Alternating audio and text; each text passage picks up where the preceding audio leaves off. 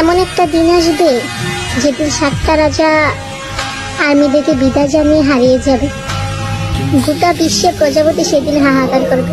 কোনো একদিন এই 7টা রাজার জীবনে 7টা রানী ভাগ বসাবে। তারপর সব কিছু স্তব্ধ হয়ে যাবে। সকল আর্মিরা তাদের লাইফ নিয়ে ব্যস্ত থাকবে। আর হ্যাটার্স বান্ধবীরাও বিটিএসকে হিজড়া বলে খেপাবে না। আর হ্যাটার্স পরিবারও বিটিএসকে নিয়ে কিছু বলবে না। আর হবে না পরিবারের সাথে বিটিএসকে নিয়ে ঝগড়া। যেই মেয়েটা সারাক্ষণ শুধু ভিভি করতো, একদিন এই মেয়েটাও শান্ত হয়ে যাবে। আর কোনো হুজুর ওদেরকে নিয়ে বাজে মন্তব্য করতে পারবে না। যদি কোনো একদিন 20 বছর পর আর্মি ডাকগুলো শুনতে পাই, তাহলে নিজেকে কি করে সান্ত্বনা দেব?